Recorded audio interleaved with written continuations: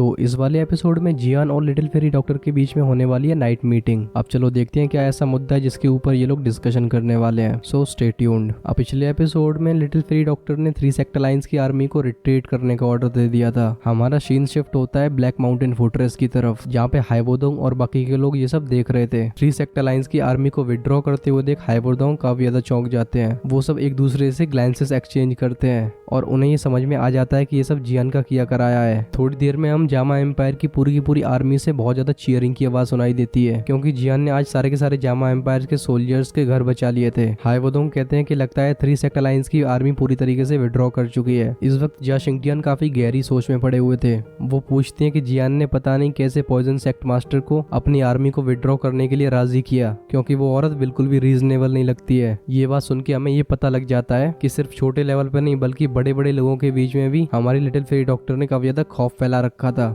ये सुन के शाउडिंग कहता है कि चाहे कुछ भी हो, ये 1 साल तक लंबी चलने वाली बैटल अब फाइनली एंड पे आ चुकी है। हाइवोदोंग एक स्माइल के साथ कहते हैं कि हर चीज का कुछ फायदा भी होता है। इस फाइट की वजह से हमारे जामा एम्पायर की और याना लाइंस की काफी ज्यादा रेपुटेशन बढ़ने वाली है, खासकर जब हमने 3 सेक्टर लाइंस को विड्रॉ करने पे मजबूर कर दिया है। ये सुन के जा शिंगटियान और फामा स्माइल करने लगते हैं। जियान जो आसमान में फ्लोट कर रहा था वो सब इन चीयर्स को आसानी से सुन पाता है। वो मेडुसा की तरफ देख के कहता है कि ये साल तुम्हारे लिए बहुत ज्यादा टफ रहा है, लेकिन यहाँ क्वीन मेडुसा का जवाब तो कुछ और ही था। वो कहती है कि लगता है तुम्हारे फ्रेंड्स काफी ज्यादा जगहों पे फैले हुए हैं। हम उसकी आवाज में थोड़ी सी जेलसी को देख सकते हैं। क्वीन मेडुसा के इस कमेंट को सुन के जियान भी काफी ज्यादा हेल्पलेस फील कर रहा था। जियान कहता है कि वो तो मेरी नॉर्मल फ्रेंड है, बस बात ये है कि मैंने ये कभी भी एक्सपेक्ट नहीं किया था कि मैं उसे यहाँ मिलूंगा। क्वीन मेडुसा को कुछ याद आता है और वो कहती है कि शायद जिस इंसान से हमारा इनकाउंटर माउंटेन वैली में हुआ था वो भी यही लिटिल फेरी डॉक्टर थी। ये सुन के जियान एक स्माइल के साथ नॉड कर देता है। वो कहता है चलो अपने कैंप की तरफ चलते हैं, मतलब ब्लैक माउंटेन फोर्ट्रेस की तरफ, क्योंकि अब 1 साल के बाद उसे भी थोड़ा सा आराम करने का मौका मिलने वाला था। अब क्योंकि ये वॉर एंड हो चुका था तो इसकी खुशियां पूरी की पूरी जामा एम्पायर में मनाई जा रही थी, क्योंकि एक समय पे सभी के सभी लोग बहुत ज्यादा डिस्फेयर में आ चुके थे। जियान और क्वीन मेडुसा की फाइट के चर्चे भी चारों तरफ काफी तेजी से फैलने लगते हैं और इन चर्चों की वजह से याना लायंस की रेपुटेशन और भी ज्यादा बढ़ जाती है। अब कई छोटे छोटे फैक्शंस भी याना लायंस को ज्वाइन करने का मन बना चुके थे और जब ये खुशी का माहौल बाहर फैला हुआ था, इस वक्त हाइवोदोंग और बाकी के लोगों को फाइनली रेस्ट करने का मौका मिलता है, क्योंकि उन्हें ये चिंता करने की अब कोई जरूरत नहीं थी कि 3 सेक्टर आर्मी कभी भी उनके ऊपर हमला कर सकती है। हमारा ध्यान जाता है याना लायंस के मीटिंग हॉल पे, जहाँ पे सारे के सारे कोर मेंबर्स थे। जियान अभी सबसे मेन सीट पे बैठा हुआ था, जो कि of course chief of alliance की सीट थी। पहले तो जियान कैजुअली चारों तरफ देखता है, फिर वो एक सीरियस एक्सप्रेशन में हाइवोदोंग से पूछता है कि क्या आपको कोई हॉल ऑफ सोल की खबर मिली है हमारे जामा एम्पायर में से, क्योंकि जियान ने याना लायंस को क्रिएट इसलिए किया था ताकि फ्यूचर में वो हॉल ऑफ सोल से अपनी फैमिली को प्रोटेक्ट कर सके। ये सुन के हाइवोदोंग नॉड करते हैं। वो कहते हैं कि पिछले 1 साल में हमें हॉल ऑफ सोल की कोई खबर नहीं मिली। अब हो सकता है कि पिछले साल उनने जामा एम्पायर में आना बंद कर दिया हो। ये सुन के जियान एक रिलीफ फील करता है। अब जियान एक गहरी सोच में चला गया था। वो कहता है कि हॉल ऑफ सोल क्लियरली तोश या एंशिएंट जेड में इंटरेस्टेड है, जो कि इस वक्त शाओ क्लैन में है, और ऐसा तो है नहीं कि वो सिंपली इसे गिव अप कर दें। तो उन लोगों ने पिछले 1 साल में कोई भी एक्टिविटी क्यों नहीं दिखाई है? और ये सवाल जियान को काफी ज्यादा परेशान कर रहा था, क्योंकि एक हिडन एनिमी काफी ज्यादा खतरनाक होता है सामने खड़े एनिमी से।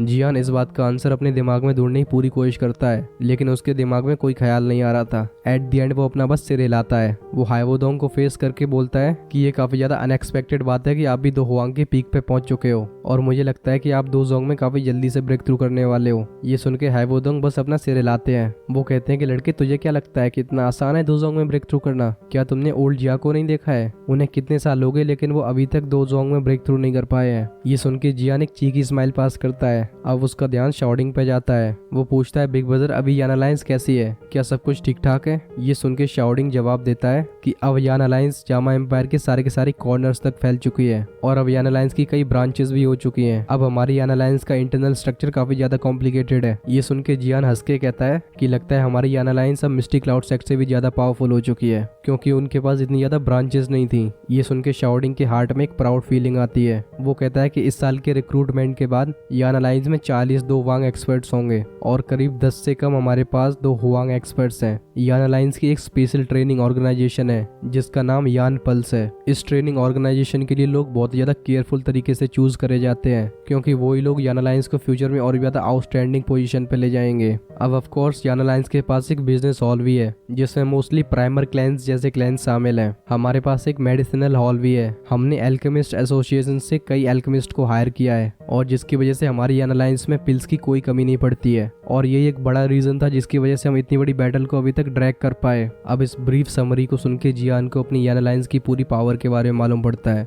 अब उसे ये क्लियरली समझ में आ चुका था कि यान अलायंस कितना ज्यादा एक्सपेंड हो चुकी है और ये जियान के लिए काफी अनएक्सपेक्टेड बात थी, क्योंकि जब जियान ने अलायंस को क्रिएट किया था तो उसने ये कभी नहीं सोचा था कि बस 1 साल में यान अलायंस इतना ज्यादा एक्सपेंड हो जाएगी। शाओडिंग की यान अलायंस की डिस्क्रिप्शन की मदद से अब जियान समझ गया था कि ब्लैक कॉर्नर रीजन में शाओ गेट से बड़ी हो चुकी है अब यान अलायंस। अब ऑफ कोर्स शाओ गेट का पोटेंशियल काफी ज्यादा था, क्योंकि जानन एकेडमी से कई सारे ग्रेजुएट सीधा वहीं जाके ज्वाइन कर लेते थे और इन सारे के सारे लोगों का काफी ज्यादा आउटस्टैंडिंग टैलेंट था। जियान पूछता है क्या सारे के सारे शाओ क्लैन मेंबर्स बिल्कुल सही है। ये सुन के शाओडिंग एक स्माइल के साथ कहता है कि आखिर वो सही कैसे नहीं होंगे जिसका लीडर तुम्हारे जैसा है। अब यहाँ पे जियान की वजह से शाओ क्लैन पूरे जामा एम्पायर में टॉप क्लैन बन चुका था। जियान एक लंबी सांस लेके कहता है कि अगर तुम्हें टाइम मिले तो जानन एकेडमी में एक मैसेज भेजना, क्योंकि हो सकता है कि शाओयू और कई लोग वापस आना चाहते हो और बिना जियान की परमिशन से जानन एकेडमी से कोई वापस नहीं आ सकता। ये सुन के शाओडिंग नॉड कर देता है। वो आगे कहता है कि मैं शाओ गेट में भी एक मैसेज भेजने वाला हूँ, क्योंकि वहाँ से अब सेकंड ब्रदर को वापस आने की कोई जरूरत नहीं है। ये सुन के जियान के फेस पे एक स्माइल आ गई थी। वो कहता है कि मैं यान अलायंस के सारे मैटर्स आप पे छोड़ता हूँ। मुझे और भी ज्यादा खुशी होगी कि आप यान अलायंस के सारे मैटर्स खुद ही संभालो। ये सुन के पूरे हॉल में सभी लोगों की हंसी छूट जाती है। हाइवोदोंग कहते हैं कि लगता है ये फिर से एक एब्सेंट लीडर का रोल निभाना चाहता है। अभी रात का समय था और ब्लैक माउंटेन फोर्ट्रेस एक बहुत बड़े बीस्ट की तरह लग रहा था। हमारा ध्यान शिफ्ट होता है जियान पे, जो लोटस पोजीशन में बैठा हुआ था। उसके फेस पे मूनलाइट पड़ रही थी और उसकी आंखें बंद थी। जियान के पीछे एक पेड़ के सारे मेडूसा बैठी हुई थी। वो अपनी आंखें ब्लिंक करके चारों तरफ बड़े ध्यान से देख रही थी। वो थोड़ी देर बाद जियान से कहती है कि तुम इतनी देर से उसका इंतजार कर रहे हो लेकिन वो अभी तक नहीं आई। लगता है तुम्हारा यहाँ आना बिल्कुल बेकार रहा है। ये सुन के जियान हेल्पलेसली अपना सिर हिला देता है। जियान कहता है कि मैंने तुमसे पहले ही बोला था, तुम्हें मेरे साथ आने की कोई जरूरत नहीं है। तुम्हें क्या लगता है लिटिल फेरी डॉक्टर मुझे खा जाएगी? ये सुन के क्वीन मेडूसा के चेहरे पे एक हल्की सी स्माइल आती है। वो कहती है कि हो सकता है ये औरत बस रिट्रीट करने का बहाना बना रही हो, और अगर कहीं अकेले में उसने तुम्हारा काम तमाम कर दिया तो फिर जामा एम्पायर का भी पत्ता साफ ही समझो। ये सुन के जियान कहता है अच्छा ऐसी बात है। जियान अचानक से आसमान की तरफ देखता है और थोड़ी देर में हम एक स्नो वाइट हेयर्ड गर्ल को वहाँ पे देख सकते हैं। वो बड़े धीरे धीरे कदमों से हवा में चल के आ रही थी, लेकिन इतनी दूर का डिस्टेंस वो बस कुछ सेकंड्स में क्लियर कर लेती है। लिटिल फेरी डॉक्टर को देख के जियान खड़ा हो जाता है। वो एक स्माइल के साथ कहता है कि तुम फाइनली आ गई। अब लिटिल फेरी डॉक्टर भी जियान के साइड में लैंड कर चुकी थी। वो अपनी नजर घुमा के जियान के पीछे मेडूसा को देखती है। फिर वो जियान की तरफ फेस करके बोलती है कि इस अचानक रिट्रीट की वजह से आर्मी में बहुत ज्यादा सवाल उठ रहे थे, इस वजह से मुझे कुछ ज्यादा ही टाइम लग गया। जियान पूछता है क्या हुआ, क्या 3 सेक्ट अलायंस विड्रॉ करने के लिए तैयार नहीं है? ये सुन के लिटिल फेरी डॉक्टर कहती है कि चुयन एम्पायर पॉइजन सेक्ट के द्वारा कंट्रोल किया जाता है और पॉइजन सेक्ट की सेक्ट लीडर मैं हूँ। इस वजह से ये तो नेचुरल है कि पॉइजन सेक्ट और चुयन एम्पायर मेरी बात मानेगा, लेकिन गोल्ड गी सेक्ट और म्यूलन वैली चुयन एम्पायर से नहीं है। इस वजह से उनकी आर्मी में से काफी ज्यादा ऑब्जेक्शंस उठ रहे थे, क्योंकि वो दोनों सेक्ट जामा एम्पायर को इतनी आसानी से नहीं जाने देना चाहते थे। हम लिटिल फेरी डॉक्टर के एक्सप्रेशन को अचानक से चेंज होता हुआ देखते हैं। वो एक कोल्ड स्माइल के साथ कहती है कि येल्लो टियान और एक म्यूलन वैली एल्डर मेरे पॉइजन से इंजर्ड भी हो चुका है और वो इंजरी काफी ज्यादा सीरियस है। वो कहती कि आखिर उनकी हिम्मत कैसे हुई अभी भी एरोगेंट होने की, जबकि वो तीनों के तीनों तुमसे हार चुके हैं। वो कहती है कि गोल्ड गी सेक्ट और म्यूलन वैली काफी ज्यादा स्ट्रॉन्ग सेक्ट्स हैं। अब भले ही उनकी तरफ से इस बार स्ट्रॉन्ग लोग आए हों, लेकिन इसके अलावा भी अभी उनकी काफी ज्यादा स्ट्रेंथ बाकी है और अभी करंट सिचुएशन से ऐसा लग रहा है जैसे वो जामा एम्पायर को डिस्ट्रॉय करने से पहले मानेंगे नहीं। वो जियान को देखते हुए कहती है कि येल्लो टियान और एक एल्डर काफी सीरियसली इंजर्ड हो ही चुका है, लेकिन जितना मुझे पता है उनके सेक्ट में कई एल्केमिस्ट भी हैं और उन्हें जैसे ही कुछ दिन मिलते हैं वो पूरी तरीके से हील होने के लिए रेडी हो जाएंगे। और उनकी क्वांटिटी ऑफ एक्सपर्ट्स को देखते हुए ऐसा लगता है कि वो बहुत जल्दी जामा एम्पायर पे दोबारा से अटैक करने की प्लानिंग शुरू कर देंगे। ये सुन के जियान का फेस एकदम डार्क हो जाता है, क्योंकि अगर ऐसा होता है तो जामा एम्पायर में एक बार फिर से केओस फैल जाएगी।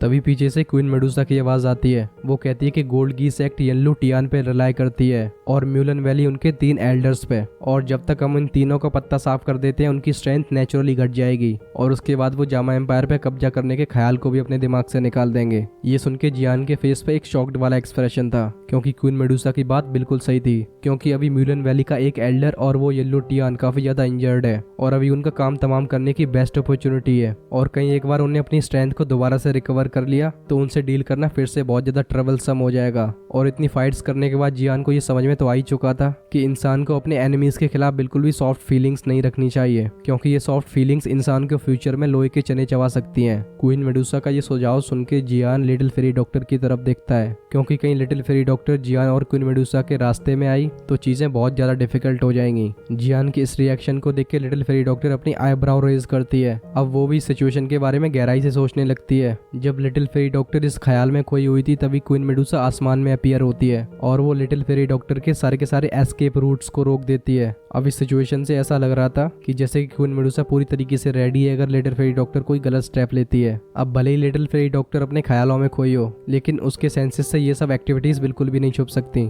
वो कहती है कि अगर मैं जाना चाहूँ तो तुम्हारी ताकत नहीं है तो मुझे रोक लो। ये बात सुन के क्वीन मेडुसा एक कोल्ड स्माइल को रिवील करती है। वो कहती है कि तुम ट्राई कर सकती हो। अब इन दोनों औरतों की बिकरिंग सुन के जियान के सिर में भी दर्द होने लगा था। वो अपने दोनों हाथ वेव करके लिटिल फेरी डॉक्टर की तरफ देखता है। जियान कहता है कि याना लाइन्स मेरे द्वारा क्रिएट करी गई है और मैं उसे डिस्ट्रॉय होते हुए बिल्कुल भी नहीं देख सकता हूँ और याना लाइन्स के लिए येल्लो टियान और वो तीनों के तीनों एल्डर्स बहुत बड़ा थ्रेट है। इस वजह से मैं उन्हें फिनिश करने का मौका बिल्कुल भी गंवाना नहीं चाहता हूँ। जियान की ये बात सुन के लिटिल फेरी डॉक्टर थोड़ा सा हेजिटेट करने लगती है लेकिन फिर वो एक रिजॉल्व के साथ कहती है कि वैसे भी ये लोग मेरी तरफ कुछ गलत थॉट्स को रखते हैं और ये सच में मेरी एलाइज में कंसिडर नहीं करे जा सकते। इस वजह से मैं तुम्हारे इस प्लान में बिल्कुल भी इंटरवीन नहीं करूंगी। ये सुन के जियान काफी ज्यादा खुश हो गया था। अब उसे ये भी पता चल चुका था कि लिटिल फेरी डॉक्टर उसे बिल्कुल भी नहीं बोली है। इस बात को सुन के क्वीन मेडुसा भी थोड़ा सा रिलैक्स हो जाती है लेकिन वो फिर भी अपने कैरेक्टर से बाहर कहाँ आने वाली थी। वो लिटिल फेरी डॉक्टर से कहती है कि तुमने ये सेंसिबल डिसीजन लिया लेकिन हमारी शाओ शियान क्वीन मेडुसा को पूरी तरीके से इग्नोर कर देती है। लिटिल फेरी डॉक्टर जियान से कहती है कि अभी तीनों की तीनों आर्मी चूयन एम्पायर के बॉर्डर पे है और ऑफ कोर्स येल्लो टियान और ब्यूलन वैली के वो 3 एल्डर्स भी। अब क्योंकि वो दोनों काफी ज्यादा इंजर्ड हैं इस वजह से उनकी सिक्योरिटी बहुत ज्यादा टाइट है इसलिए तुम दोनों का भी एक्ट करना बहुत ज्यादा डिफिकल्ट होगा। ये सुन के जियान एक स्माइल के साथ कहता है कि वो सब मुझ पे छोड़ दो। अब यहाँ पे लगता है कि हमारी लिटिल फेरी डॉक्टर भी इस प्लान में शामिल हो गई है। वो कहती है कि जब तुम एक्ट करने वाले होगे तब मैं सिटी के बाहरी डिफेंसेस को ब्रेक कर दूंगी लेकिन मैं अपने बारे में उससे पहले ये खबर फैला दूंगी कि मैं रिट्रीट ले रही हूँ। इस वजह से पूरी की पूरी अटैक की रिस्पॉन्सिबिलिटी तुम दोनों की होगी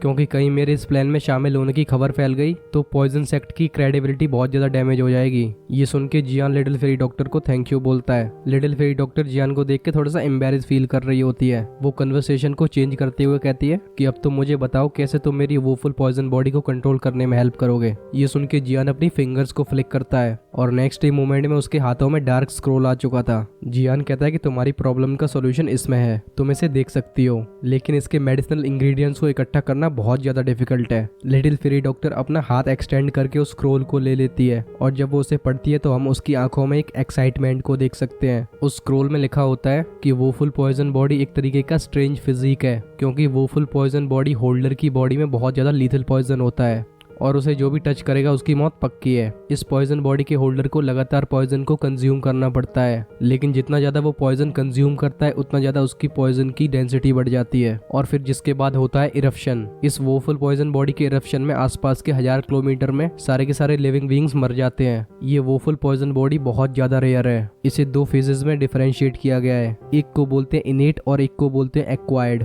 अब वही बात है कि इनेट बर्थ से आती है और एक्वायर्ड वोफुल पॉइजन बॉडी कुछ कंडीशंस के अंदर ट्रांसफर करी जाती है। अब यहाँ पे इनेट वोफुल पॉइजनस बॉडी काफी ज्यादा स्ट्रॉन्ग होती है अगर हम एक्वायर्ड वाले से कंपेयर करें और इस वोफुल पॉइजन बॉडी का कोई इलाज नहीं है लेकिन अगर उस इंसान की किस्मत अच्छी रही तो वो उसे कंट्रोल करना सीख सकता है जिसके बाद वो जैसे चाहे वैसे अपने पॉइजन को यूज कर पाता है और इस कंट्रोलिंग मेथड को बोलते हैं पॉइजन पिल मेथड क्योंकि इसमें वोफुल पॉइजन बॉडी के सारे पॉइजन को एक पिल के फॉर्म में कन्वर्ट किया जाता है और एक बार ये पिल फॉर्म हो गई तो ये वोफुल पॉइजन बॉडी सच में एक बहुत ही ज्यादा फ्राइटनिंग एग्जिस्टेंस बन जाता है। वोफुल पॉइजन बॉडी के होल्डर्स ने द्वीपी कॉन्टिनेंट में कई बार डिजास्टर्स क्रिएट करे हैं और उसका रीजन था पॉइजन इरप्शन। बस इसका रीजन ये था कि इस पॉइजन पिल मेथड के लिए जिन इंग्रेडिएंट्स की जरूरत पड़ती थी उन्हें ढूंढना बहुत ज्यादा डिफिकल्ट है और इस पिल का रिफाइनमेंट भी 3 स्टेजेस में डिवाइड किया जाता है जिसमें पहली रिक्वायरमेंट होती है 3 हेवनली फ्लेम्स की और दूसरी रिक्वायरमेंट होती है एक रैंक 7 की मैजिकल बीस्ट कोर की और तीसरी और सबसे ज्यादा डिफिकल्ट चीज जो होती है वो होता है बोधिसत्व ट्रांसफॉर्मेशन सलाइवा। और ये बोलने में तो मेरी बैंडी बज गई, तुम एक बार ट्राई करके देखो। अब इतने सारे इंग्रेडिएंट्स को पढ़ के लिटिल फेरी डॉक्टर का एक्साइटमेंट पूरी तरीके से चला गया था।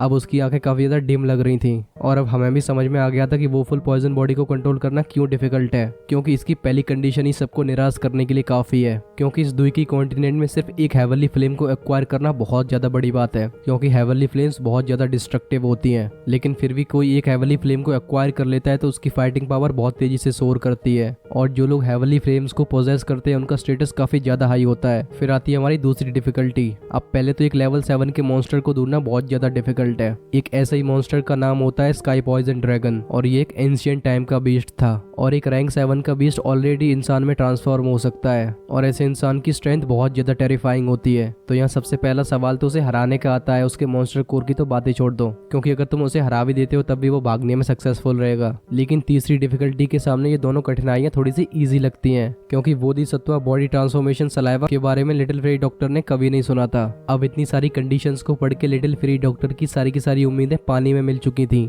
उसका ऐसा रिएक्शन देख के जियान भी एक लंबी सांस लेता है। वो लिटिल फेरी डॉक्टर को समझाते हुए कहता है, पहली बात, तुम्हें 3 हेवनली फ्लेम्स के बारे में चिंता करने की जरूरत नहीं है, क्योंकि इसमें मैं तुम्हारी पूरी मदद कर सकता हूँ। बस तुम्हें फोकस करना है लेवल 7 के मॉन्स्टर कोर पे। और हाँ, साथ ही साथ बोधिसत्व ट्रांसफॉर्मेशन सलाइवा को कैसे भूल सकते हैं। जब लिटिल फेरी डॉक्टर जियान की पहली बात सुनती है तो वो सच में बहुत ज्यादा चौंक जाती है।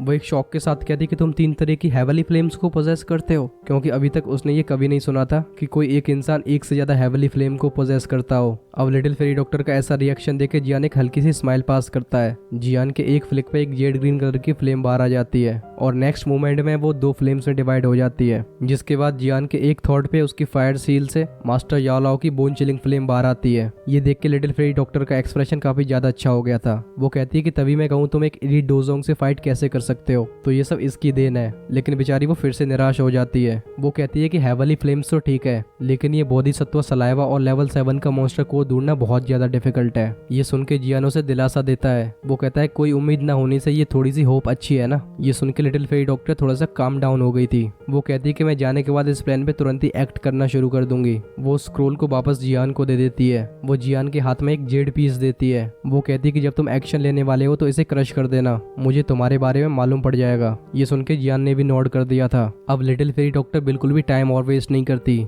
लेकिन जाने से पहले वो जियान से कहती है कि क्या तुम अभी भी मुझे एक फ्रेंड की तरह ट्रीट करोगे। ये सुन के जियान एक स्माइल करता है और कहता है जो शब्द मेरे पहले थे वो अभी भी लागू होते हैं। और इसी के साथ हमारा ये वाला एपिसोड खत्म हो जाता है। अब इसका अगला एपिसोड होने वाला है बहुत ज्यादा इंटरेस्टिंग, क्योंकि उसमें एंट्री होने वाली है स्नेक ट्राइब के लोगों की। और अब तुम तो इंटेलिजेंट हो, जानते हो क्वीन मेडुसा से रिलेटेड मैटर, तो उसका नोटिफिकेशन तुम्हें सबसे पहले मिले इसलिए इस चैनल को सब्सक्राइब कर सकते हो, क्योंकि सब्सक्राइब करने के बिल्कुल भी पैसे नहीं लगते। खैर, अगर तुम्हें जानना है कि पिछले एपिसोड में क्या हुआ उसे तुम राइट साइड में क्लिक करके देख सकते हो। हम मिलते हैं वीडियो के उस पार, तब तक के लिए सायोनारा।